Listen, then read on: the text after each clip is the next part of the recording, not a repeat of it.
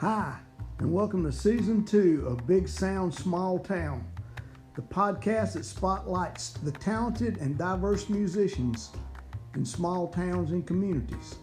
This season we're branching out to include the community of people who make it possible for musicians to be able to perform their music, the producers, the recording engineers, the venue owners, and many others, and as always, the small town musicians. Remember, small town doesn't mean small talent. Hear their stories.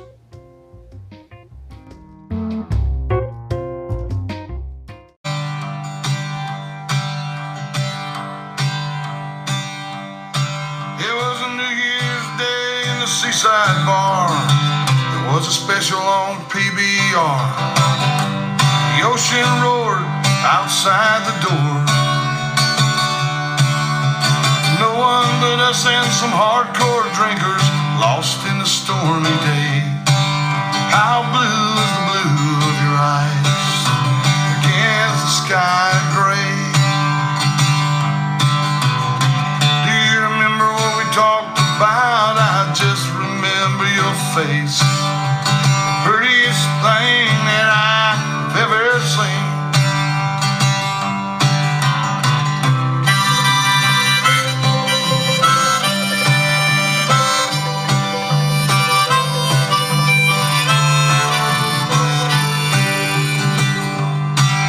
It must have been a wrong turn that I took in Cedar Falls, or maybe Kansas City, I don't know. We just kept on rolling, it was too late to turn around. We ran out of road in Arizona. Do you remember what we talked about? I just remember your face, the prettiest thing that I've ever seen. And you left me in that deep hole in Gastonia with your mother. What you still had left of self-respect, at least you tried to tell.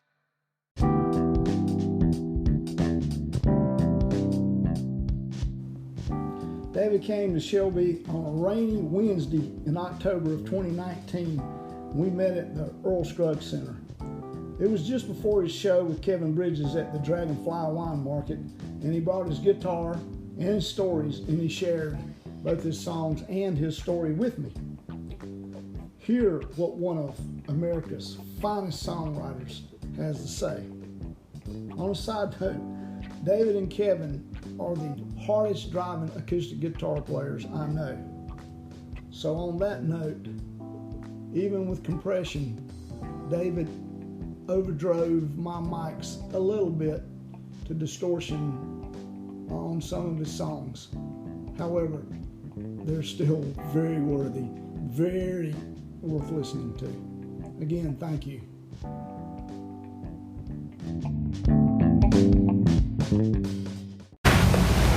Today on Big Sound Small Town, we're in the Earl Scruggs Center, and my guest is American songwriting icon and North Carolina treasure, David Childers. Woo! Welcome to the show, David. Yeah, it's good to be here. It's good to be inside today. It's raining. Rainy day. Out there in Shelby, I can look down and see the town. It's really nice here. It looks nice, don't it? Yeah, it does. So, it reminds me of being up, I was about 18 years old. I went up Chapel Hill. I think like you did too. yeah. And I found this bar. It was up on the second floor. It's called the New Establishment. And I think I was one of the first customers ever there. And I should have probably spent less time there, but I got this song from it called The Young Drunk. Oh, yeah.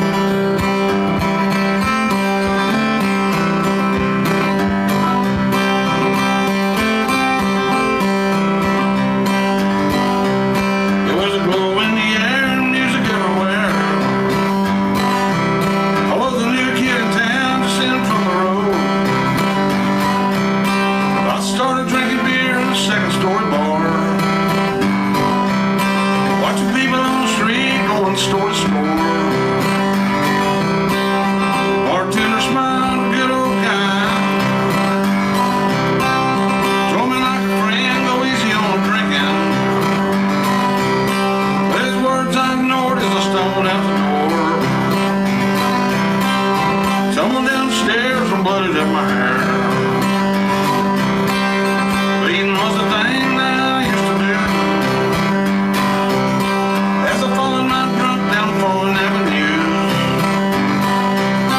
and I lost it to the more running into fisting doors, while my drunken tongue kept waggling. That's right. One day I woke up by laying in jail, with no idea what I'd done to get there. It was just stupid stuff, but serious enough. Made me take a good look at what I've been doing. And I did. Had a little time to think.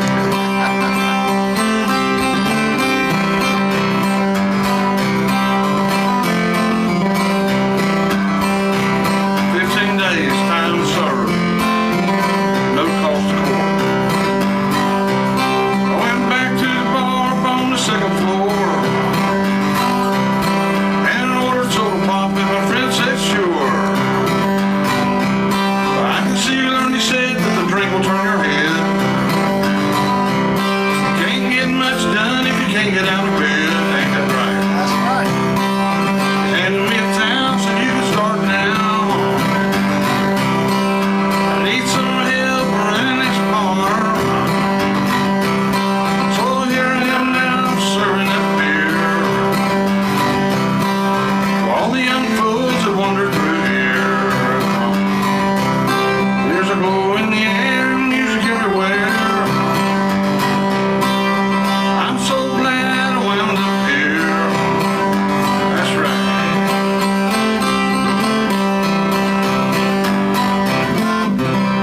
Oh, that's excellent. Now, how long after that time did you write that? I mean, Oh, hell, I don't know. About 50 years. yeah, a long time after. 49 and a half years, maybe. Yeah, at the time, I guess that didn't cross your mind to. Were you writing at that point? Yeah, I did actually. I would write. That's what I was aspiring to be. To be, yeah, And but mainly I was just a drunk, so I didn't get a hell of a lot done. yeah. Somehow I managed to, get through college. Had a pretty good time, but Yeah, well, it's funny how songwriters start out writing sometimes, and really you kind of have to live a little while before, or that's what I found out. well, for me that's been true. Not for everybody. You got people like John Prine, Yeah, that don't count. but like ordinary folks like me, and we have to live a bit and Yeah, you kind of learn have stuff. to. Yeah, you do. So while you were in Chapel, well, you started music then, I guess, before you ever got to Chapel Hill, didn't you? Yeah, I liked music. I always liked it, and I liked poetry, and I got a banjo when I was about 14 and learned some chords on it. It's Earl Scruggs Oh, really? banjo. Yeah, they had a little booklet and a little record with Earl Yeah. telling me, and I actually learned, how to do some chords and learned some folk songs on it. But I was into the football culture and, just being like an animal, a warrior, or some bullshit like that. Yeah, I know how that is And, too. Yeah. But in college later on, I picked up, I figured out about playing a guitar and started playing. Did you play for money and around when you were in college? In my senior year, I played my first gig in Chapel Hill, a place called the New Establishment. And I made a little money there, Yeah. It wasn't much, but You've had a solo career much longer than you had band career. oh yeah, nobody wanted to play with me. I learned a lot, like in dorm rooms with 3 or 4 other guys, and you had like usually harmony guitars. And Yeah, you did. they might have 4 or 5 strings on them, missing one here and there. And the room's filled up with smoke, and everybody's just franging away on it. Well, now, were you doing original stuff then, or covering stuff? I had no idea. You know, just kind of whatever popped in my mind at the time. I probably did these Bob Dylan songs. Yeah. Because I always liked them. And there were other guys that did around me that did like Kingston Trio. Oh, yeah. And then, you know, some Grateful Dead stuff. But Peter, Paul, and Mary, that's kind of where my head was at. Yeah. Folk Donovan. Oh, yeah. But it was, you know, I think I started taking poetry writing classes. And this lady, Carolin was a poet in residence there. And she took me under her wing and she saw something there and really encouraged me to write. Right. And so I dove into it. I mean, I was more focused on the words. Yeah. You know, writing. Well, I didn't really think about being a songwriter. And well, you can tell, I mean, that's in your stuff, that you paid attention to words. I mean, they're very important. Yeah, they are. And I was a lawyer for a time in my life, and not for the whole time period, but for the later years of that career, in quotes. I did a lot of writing, a lot of legal writing. Oh, yeah, it required brevity and conciseness. Which parlays into songwriting. Yeah, it can. How many songs did you glean from that career? You know, it's hard to say. Because I didn't really write much about El Rojo? Well, yeah, certainly El Rojo. Yeah. One of my But I had a buddy who, he doesn't drink now. I think he's been clean about 4 years. But we called him El Rojo because he drank that old red rum. Oh, yeah, that makes sense. He was totally out of control. And he hung out with a lot of Mexicans. So that song just kind of, you know, when I write, I don't know about other people, I can't speak for others, but it's very seldom not biographical.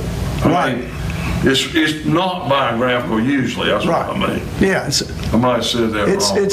It's something that you've taken out of life. Yeah, my life just ain't that interesting, but I've seen other things. Thank God it's not. Yeah, that is a blessing. I have a very quiet, peaceful, and satisfying life, but you know, I've certainly seen a lot of other things. Yeah, I'm trying not to write so much about misery and sad stuff, but you know, sometimes it's hard not to.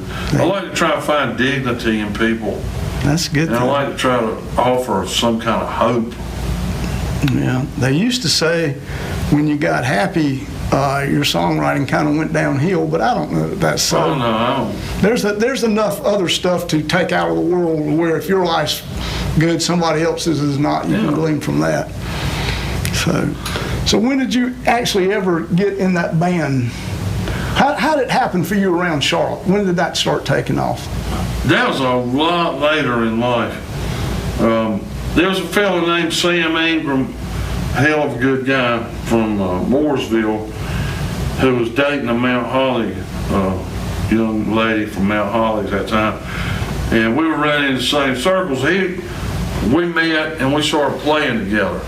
So we'd go out and play as a duo. Oh, yeah, okay. And Sam would, you know, he would play, he was very patient. I had no idea what I was doing, you know, it was like, but it felt good, you know, we had some certain songs.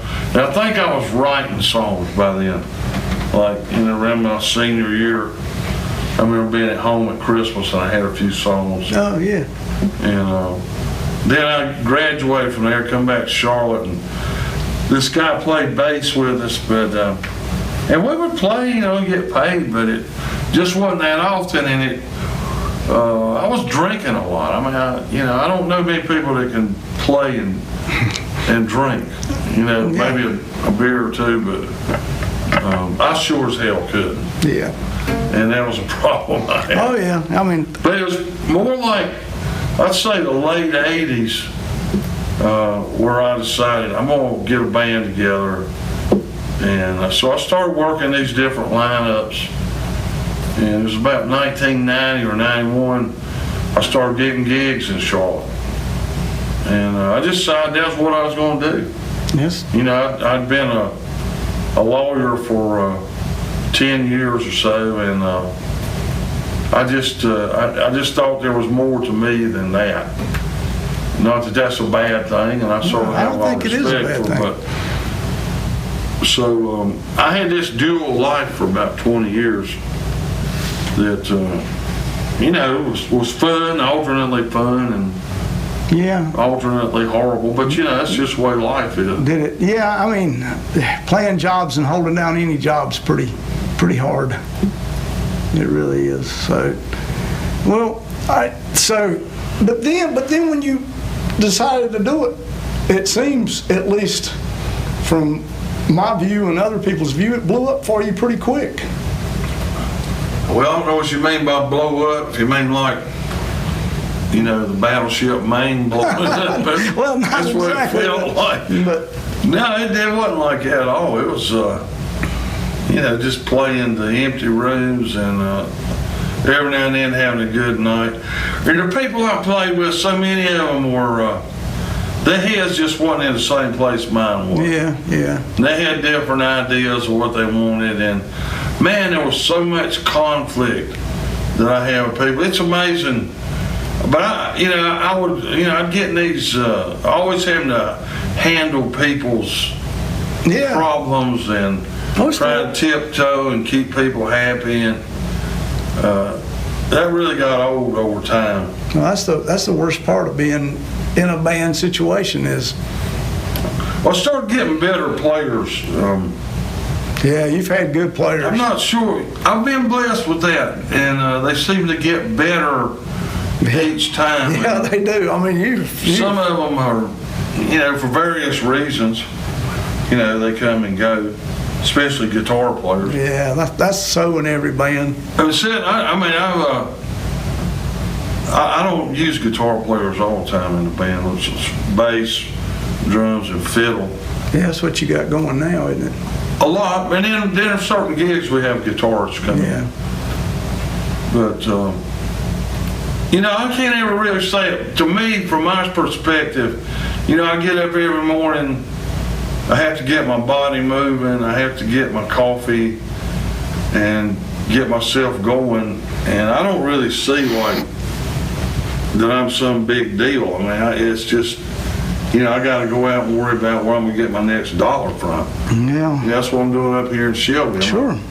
Because I'll go about anywhere where people are willing to pay me to play. Is it easier now to find? Yes, it is easier now. It is. And I'm on a record label that helps me with that. That's good then. But I also just like, you know, to work. And if I'm playing 4 or 5 nights a week like I do a lot now, I'm happy with that. That's good. Can you go back to your first record? Do you remember that? Well, I made these tapes, and that showed me what I could do. But the first CD I made at a place called Sonic Cafe Studio down on Commonwealth Avenue in Charlotte. Where that is. And again, you know, no idea what we were doing. I was working with another guy, Erwin Boston, and Scott Renfro. I think Scott may have passed by now, but he was the guy that owned it, and we had a hell of a good time. I mean, it was, but and we ended up making this record called Godzilla. He done broke out. Yeah. And you know, nobody was naming their record stuff like that. No. I had a lot of punk rock influences, but I was trying to play this folk music scene. Yeah, well, your stuff has been, I mean, you've had a lot of different stuff over the years, you know? Yeah, I kind of just go with what I got, you know, and that's what I figured out, especially recently, like, you know, it all comes down to it is me and this guitar and the songs. Do you, I guess when you have a group of songs, do you think in the instrumentation behind you for that? You just write it and let it happen? I write it and then I take it to the band, and they usually think up. There's some things I'll do, you know, like I might have a little run like the Camp Ladder Shuffle. I'm doing more of it. And that's a riff that runs through it. Or collar and bell.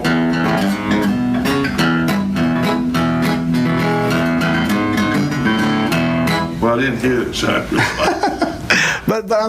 And so you go in with that, so that's at least something for them to use when you bring it to them. Yeah, that's good. Well, we're usually learning it on the fly. Yeah. Like in some brewery, you know, and let's try this. Here's the chords. Yeah, I mean that makes a band tight.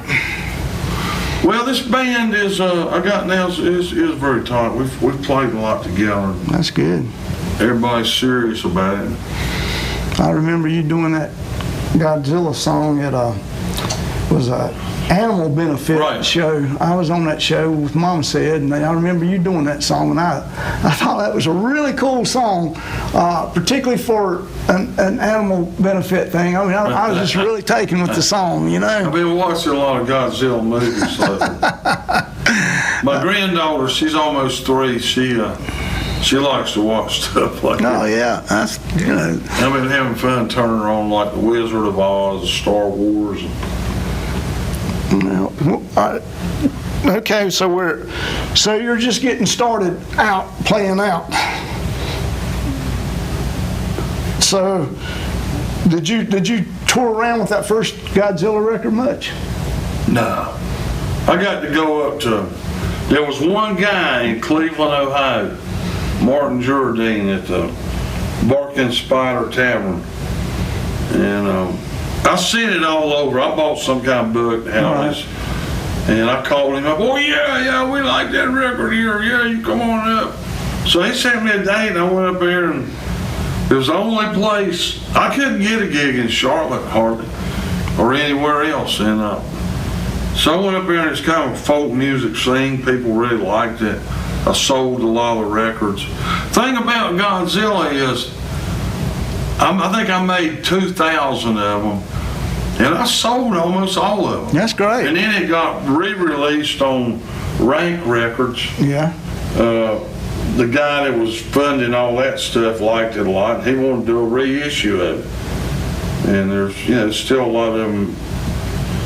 There's some that are still for sale, but as much as we didn't know, we actually made a record that did get around. Did get around. Yeah. Well, did you go back to Cleveland over the years? I mean, has that been a good place for you? It's been a real good place, and it's just too far. It's a long ways. I went there last year and played at a house that Frank Lloyd Wright designed. Oh yeah, that'd be cool. A bunch of really good folks, but it's just too far. You book stuff along the way when you do that. Try to. Not always. That was the thing about in the early days. I'd just drive up there to play, like on a Friday or Saturday, and then drive home. By home. Yeah, that's. So that was all I had. Yeah. But I wanted it. You know? Oh yeah. And what I got there was worth the driving at that time. Yeah, I do understand that. Playing for people that like what you do and listening, that's everything.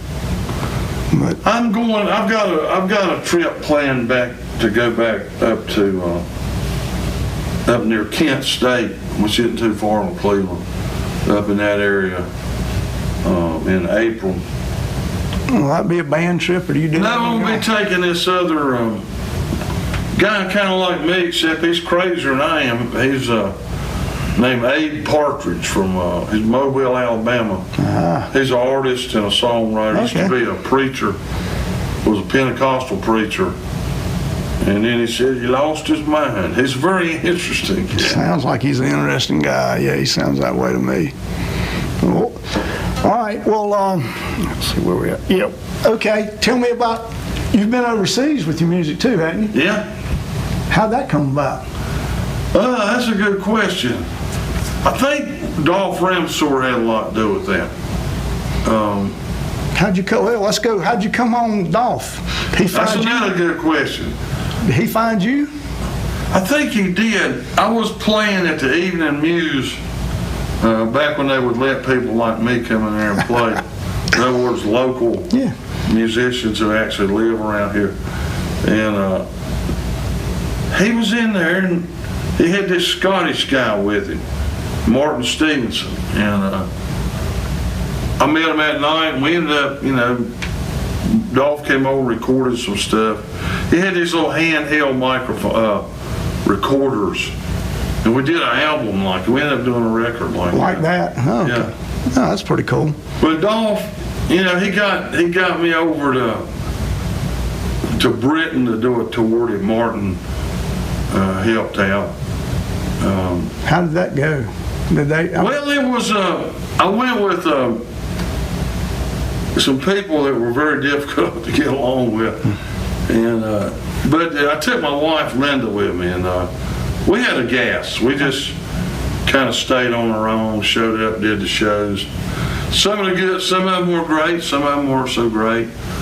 I like playing over here a lot better than I do in Britain. That's good. But then we went to Holland, played over there, did a couple tours. I did that with the Modern Dawn Ones, and that was a lot of fun. It was not a money maker for me. It was for everybody else.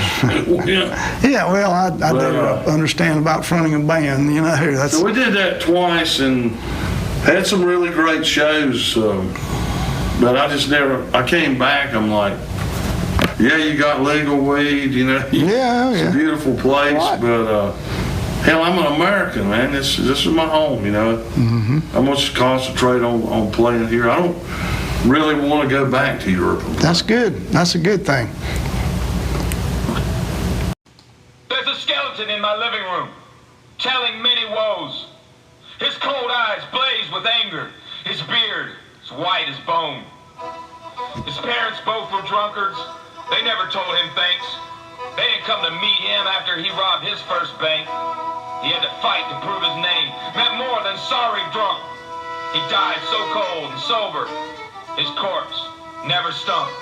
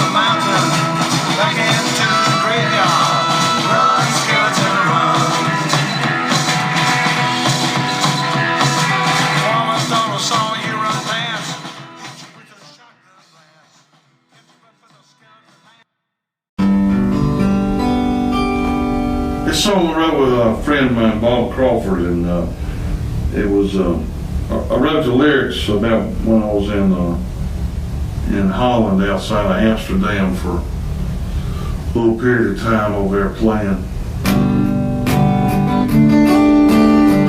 It's called Magpies.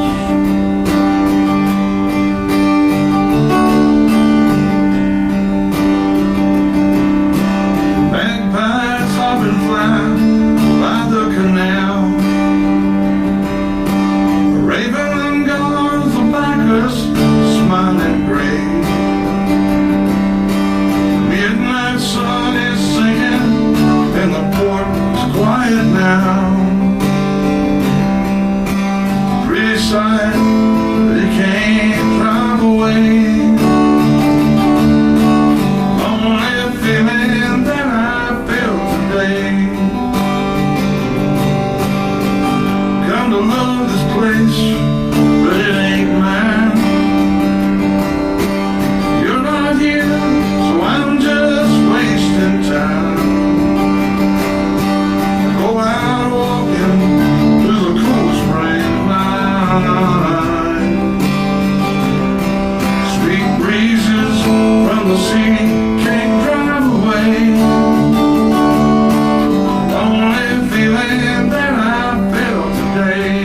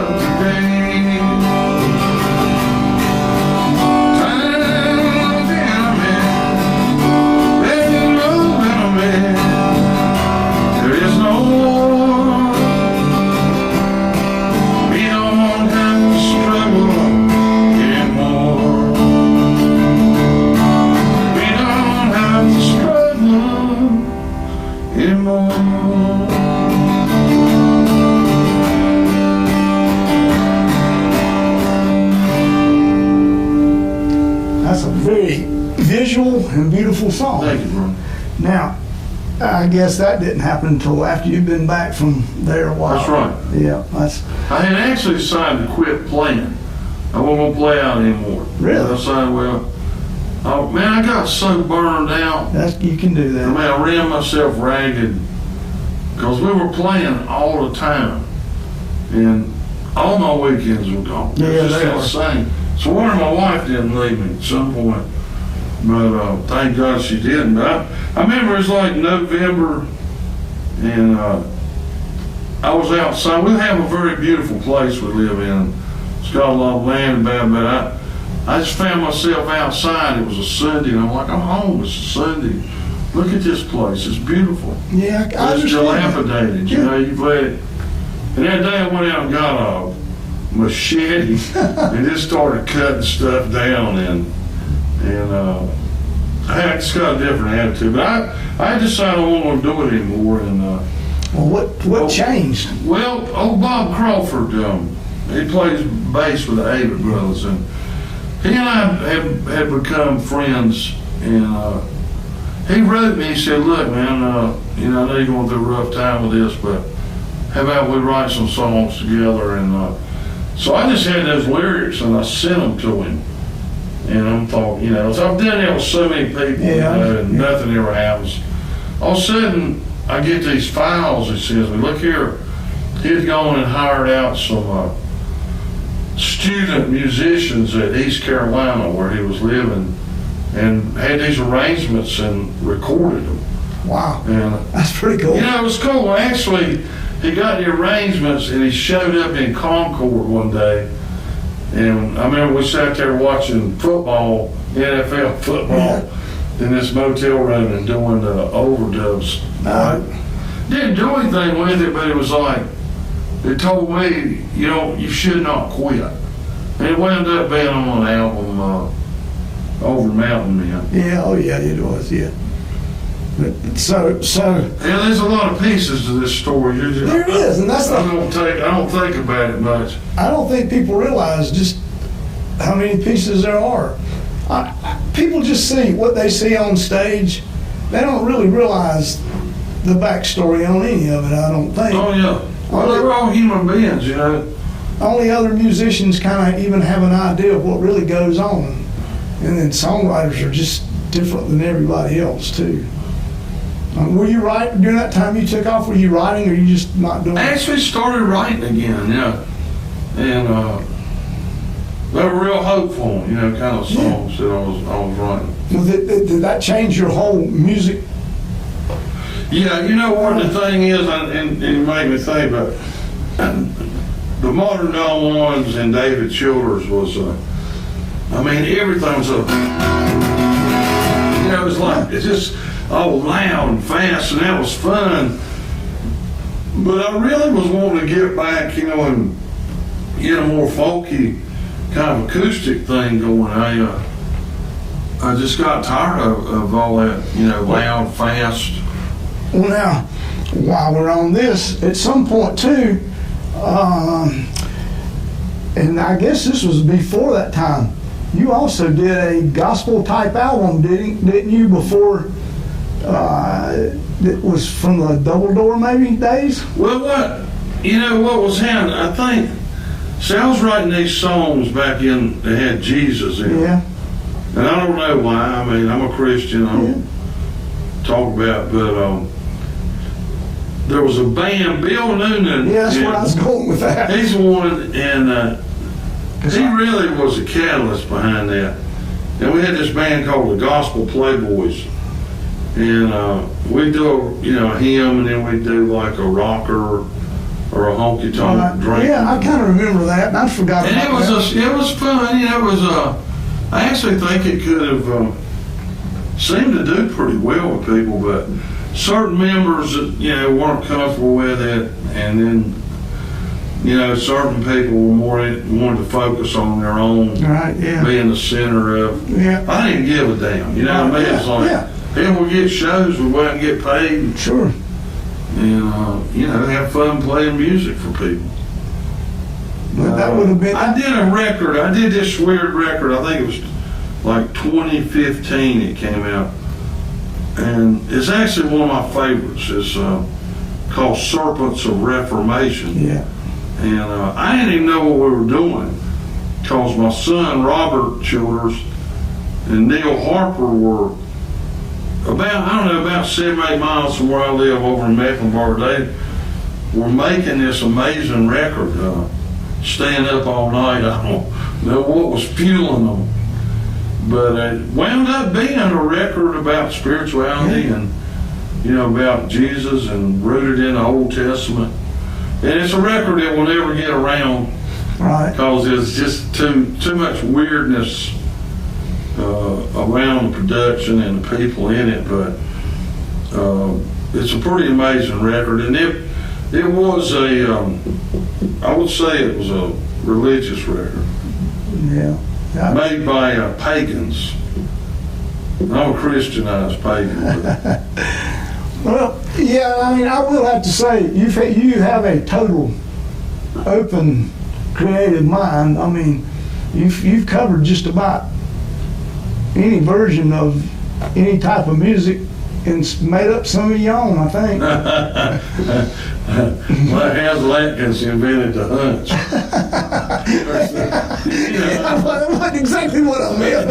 I don't know if I've done, I do some things that are kind of like reggae, but what the music I read now, I'm 68, and the music I enjoy listening to more than anything is jazz. Yeah, I love jazz. And I just have gone into that, and that's what I choose. The bass player and the drummer in my band have a jazz band, and we started doing shows together, which I enjoy because I open for them, and then they get up there with the two horn players and play that stuff. There's a magic in that, there is magic. Like opera or classical music. They're forms that I don't understand. I think that's the good part of jazz, though. You really, I think if you ever understand it, then it's time to move on. Yeah, the magic. It does kind of. But unless you went Marcellus or something, I mean, I guess it never moves on for him. But like the Americana sound, that I'm done with that. Yeah. I don't find it very. I just don't get much out of it anymore. Yeah. But see, that's good. That's progressing, or at least it's lateral movement. Well, probably damning myself by saying that. Well, I think you're a pretty complex guy, no doubt. That's what my wife said. No, I think you are, because now then we also have a artist side, don't we? Yeah. That's become a pretty big part of my life. People keep buying these things on paint. Yeah, I think you did the cover of Clico's. Yeah, I did. I appreciate that. Kevin asked me to do that. But, so how did that come about? Have you always had that? Well, when I got real sick, I quit playing at the end of 2007. I got shingles in my back. Mm-hmm. And it laid me out. I mean, I could work, but I couldn't exercise. I used to run, while walking now, but I couldn't do any of that. So I had been thinking about I would like to paint like I used to do it. Mm-hmm. And my wife had all these acrylics around, so I just got some old boards and started throwing paint on it. It's great stuff, though. I mean, it's I don't know that you want to add folk artists to your resume, but it's great.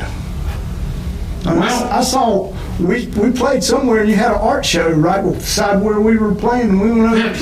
Yeah, that's what. Yeah, that was recently. Yeah. You must have been playing at Legion. Yeah. Yeah, we play there regularly. Yeah. Once a month. The guy that has that's from Shelby. What's that? Legion. Yeah. I mean, they've been good to us. We got a monthly thing there. His wife's a dentist here. Huh? His wife's a dentist here in Shelby. So that's pretty cool. That's a good place, though. Yeah, for the most part, it is. And there again, that's an original song venue. You can do it there, Yeah. but we play a lot of covers. And that's the thing I've really gotten into. You know, I'm still writing songs, but I'm learning other people's songs. Well, just because I play out so much. Yeah, I mean, you kind of have to a little bit. Yeah, but I like it. I don't. You don't look at it any like drawback in. Hey, if it's a good song, it's a good song. Well, I have never known a really good songwriter in my life at any level that was afraid to do anybody else's song that was really good. You learn from it. You do. I mean, I've gotten into. I mean, I find myself into the Beatles a lot, like playing. And I liked them when I was young, but I kind of forgot about them for you know, years. I'm the same way. It seems to me in my later life I enjoyed them more than I did when I was young. Yeah, I don't know why, because I was more of a Rolling Stone man, but I was too. you know, so I don't know. But I got some Rolling Stone memory. do you have a favorite album of all yours you've done? Mine? Yeah. Hell, I don't listen to them. I don't either. You know, it's hard to say. We got a new one coming out in December, early 2020, and I'm pretty stoked on it. But you know, I just like to say I don't listen to them much after they get. I know the one that's probably been the most popular was Room 23. That's a good one. And that's where I get royalties on. Yeah, that's a good one. And that's cause of one song on it. Prettiest Thing. Yeah, I was going with that too. Yeah. Is that your favorite song? No, I never even thought much. I mean, I liked it, but I mean, no doubt. I'm glad I wrote it. I'll tell you that. It's a good song. I got a lot of mileage out of it. Yeah, that's a really, really good song. It's kind of hard to figure out what songs of, you know, I know you probably can't pinpoint who people like, which song they like better. Yeah. I mean, it's hard to pinpoint, really. But that is a really great song, so. Yeah, people really like that one. I didn't play it for a long time. I tell people that sometimes I'll play like, you know, I played it for a while. It was just like, well, I got other ones and, you know, changing personnel, blah, blah. One day my daughter comes up to me at the farmer's market down there. She's like, Daddy, you seen that video? The Avett Brothers doing Pretty to Sing. And man, it was an amazing feeling. I'm sure it was just like, you know, I've been, you know, doing this so long and taking a lot of crap and getting my ass handed to me, and this is something really good. Yeah, that's really good. Now, when you were doing that out live before that, did it get a big response from I don't even remember because, like I say, I quit playing it. Yeah. But they heard the record and they liked it. I picked it off the record a long time ago and thought it was great. So I play it frequently, and I do like it. I see the images in my head. The first part of it's Pretty kind of visual true. song. It's a visual song. The first verse where I'm, you know, at the bar with my girl, that was true. Linda and I moved to Wilmington, and she was pregnant with Robert, my drummer. It was a snowy day at Carolina Beach, and we were just kind of wandering around. It was right before New Year's, and we wound up in this little bar right on the beach, and man, it was funky, old-timey. Yeah. And you know, got a little toasted. Yeah. Found our way back to Holden Beach, but you know, at the same time, it was like our life was up in the air, and things were very uncertain. We didn't know where we were going. Oh, so that's an old song. I mean, you've had that song for a long time. Well, I didn't write it till the 90s. Oh, okay. But I kept that memory with me. I kept it close to me. And I tried to write about it. Because it sort of reminded me also of a poem the Chilean poet Pablo Neruda wrote called The Mermaid and the Drunks. But it's not like that, but it had that feel of the bar. Yeah, Pablo's didn't leave his, didn't get left in Gastonia. Which is a beautiful part of that song. He got off in Chile, in Santiago. So, can you pick a favorite of yours? Well, it's kind of like, what's going on right at the moment. Yeah, I do understand that. It's But that don't mean I ain't gonna play a song for you. I ain't gonna play the one I hate. Oh, do you have ones that you hate? No. Okay. I won't play with them. The other band guys are some they hate, but they haven't justified why we shouldn't play. This one's called The Edge of Town. Well, I grew up on the edge of town, where the stars come out when the sun goes down, and the woods and fields are all around, and the wind blew through with a quiet sound. There on the edge of town, we would play in a scrubby playground, swimming and fishing all the time. We hid the dreams no one could find. There on the edge of town.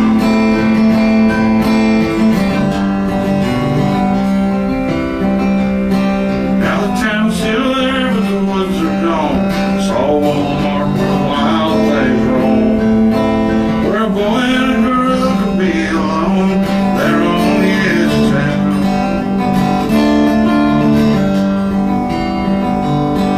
My blood and my nose and my best friends too, fighting over nothing like a couple damn fools. Fell in love with the plumber's daughter, and I got baptized in a river of water. There on the edge of town.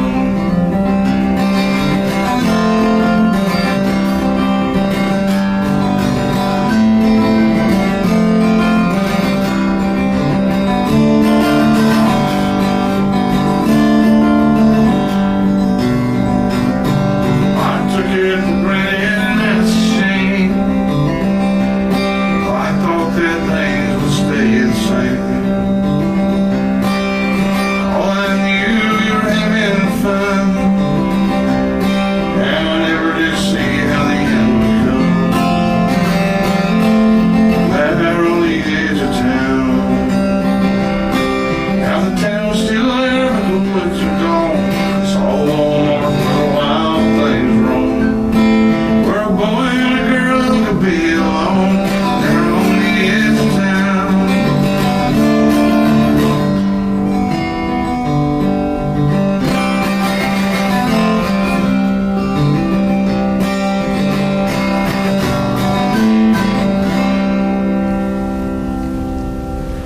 You're writing about nearly every town these days.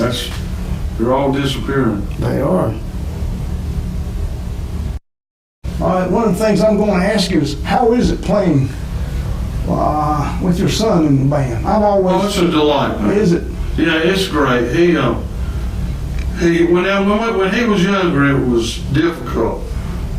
He was coming out with a punk rock thing, and I was doing something different. But it took us a while to gel, and he wanted to fight about stuff all the time. But as he matured over time, he's become a real pleasure to play with. You're the only person that I know personally around that gets to play with their son. I'm envious. Yeah, I mean, that's a good thing, I think. Yeah, it is. It is. I mean, like when we went overseas, he went with me a couple times, and we shared that. Yeah. And he's a good, like I say, he's a good son. I'm older now, and I need a little help moving stuff in and out, and he's good about that. He always looks out for me. That's good. That's a good thing. He's good. He's muscle too. We've had him to take care of a few troublemakers. Yeah, that works too. There you go. Got two jobs in the band. We'd rather not have to do it. Yeah, I understand that. Sometimes it happens. So, Well, before we wrap this thing up, how do you describe yourself? Oh man, I don't think about that stuff. How would I describe myself? White man, lucky, real lucky to have lived the life I have lived in the places I live. Lucky to have escaped some of the dangerous situations I've been in, and just a very lucky person, a very blessed person. That's how I see it. I don't have like an image of myself. It's I don't. Do you consider yourself an artist? I mean, I do that. Would artists be? I'll raise my hand to that. I do consider myself an artist. How good an artist I am, I don't know. I do the best I can do, and that's all I can do. And would you consider yourself a folk artist? Sure, yeah. What do I do when I'm getting ready to do when I walk across the street over here a little bit and swap songs with Kevin Bridges on guitars and sing? That's folk music. Yeah, it is. I agree that it is. And these guys, you got some rock and roll band out there playing in a bar tonight. That's folk music. They're playing stuff people know. That's the way I look at it. Yeah. Music for people. Yeah. Well, and you're going over there too, to where people will actually listen to your songs, which that's nice when you. That is nice. I mean, so many times you feel like there's nothing I don't think as a musician much worse than just killing a song or the band killing it and getting through and getting no response, and it's like, oh man, that's just good. Well, it's more about the audience than it is. True, it is, but it does. I've been in some situations where I've been booed off stage. This was when I was younger, but maybe 20-some years ago, we're playing at some place down in South Carolina, and like just cursing the audience and them cursing. Yeah. And these girls saying, "When y'all want me through, we won't put the jukebox." Oh yeah. It's from Alan Jackson. And I said, "Hell, we can be through right now. Get the owner to pay us our money, and we'll get out of here." Oh yeah. That people don't see that part either. They miss that. But going out and you're just going to have nights. You're going to have audiences that don't get it. And I don't really look at that as our problem as much as just the way they are. I mean, I know what we do. And, but when you switch from that, and you go into a place where people have laid down money to hear you. Yeah. Oh, yeah. So it's a different thing. It is. But to me, one makes the other stronger. Well, I guess that's character building. Maybe. You got to go out there and, you still just enjoy snapped around a little bit. Playing live, do you still enjoy I love it, yeah. Hell, that's where it's at. It is where it's at. I mean, making records, you make them and you sell a few, and then it's forgotten and you go on the next one. But the live thing, you're making these songs live. Yeah, you are. And it's just happening in this moment. That's also the music of America, the people that are out there doing their stuff. That is music in America. And it's not the glamour that you see on every big stage. It's 1,000 musicians every day out doing it in small places. All right. I never had aspirations about being on. Yeah, I've been on some big stages, and I hope to again, but that's just I never looked at it as my destiny. I don't guess money was ever a real thought for doing this, was it? Well, yeah, it has been actually. So nowadays, it's very important to me. That's why I get out and play a lot. Right. Because I need the money. Right, but you didn't get into it to make money, did you? I think I did a little bit. I had to make money doing something. Yeah, it's a good way to make it. It's a gamble. It's a gamble. Yeah, it's a gamble, no doubt. But I like money. I'm not averse to making it. Yeah. I like making music. Yeah, it's good when you can do both.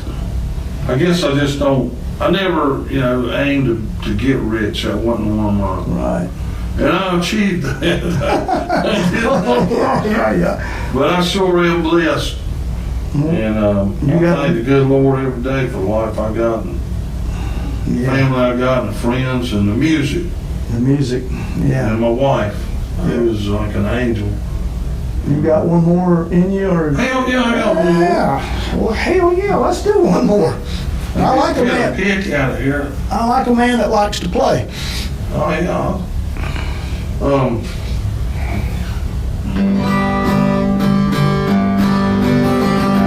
I got this harmonica out here, and it's kind of a new song. It's not on the new record because I think we'd about finished it, but.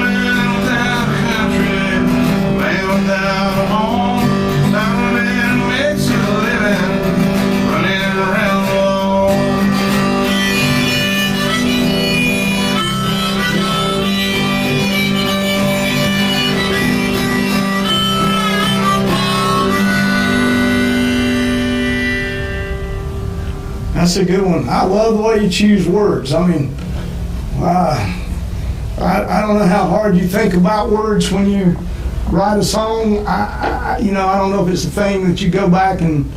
Oh yeah, I get it, man. Yeah, okay. Well, yeah, I guess you have to. I mean, people have to edit. People don't understand. I wish I didn't.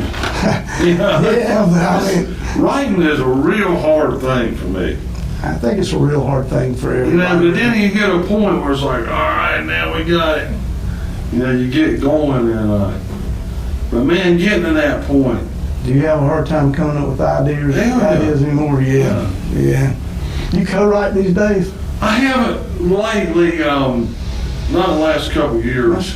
Yeah. No reason, I just hadn't. Yeah. It's hard to get people to do that. It is, and it's hard to.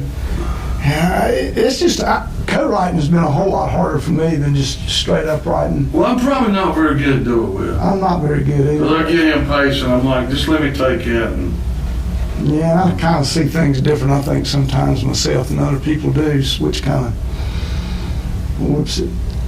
Well, I do appreciate you taking the time to come through this. My pleasure, man. I appreciate you asking me to come here. Man, and I'm going to tell all of you, get out, do yourself a favor. See David by himself, see him with his band, buy his records, listen to him, download him wherever you can. The man is as fine a songwriter as you'll ever hope to hear. Doesn't matter if it's in Mount Holly, North Carolina, or New York City. Thank you so much, David. Thank you, brother. Thanks for some kind words.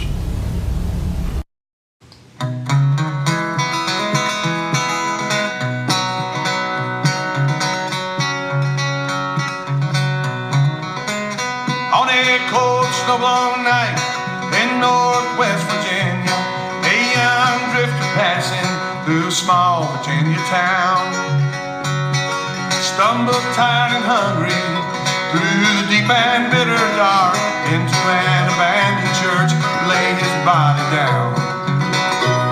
He rose from the floor of the room where he had slept and walked through empty hallways toward a joyous guitar sound.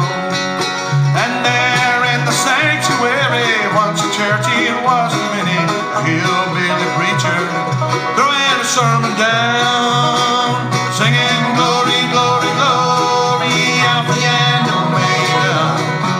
Oh, when I see the blood leaning on the rock, holding to his nail-scarred hand, God is radiant love.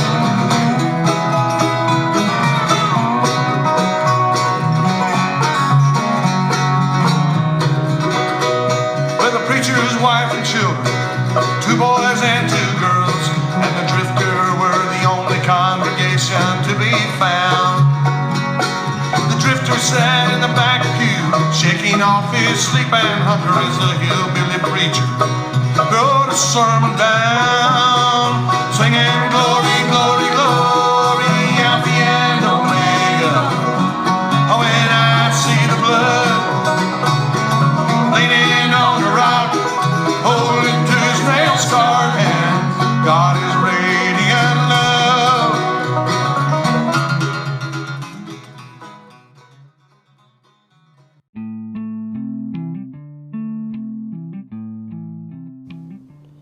On a final note, David has a new CD. It's David Childers and the Serpents. It's Interstate Lullaby is the name of the CD. And his live shows are fabulous. You need to get out and see him live. Pick up his new CD or any of his CDs. You won't be sorry. Again, David, wherever you are, thank you.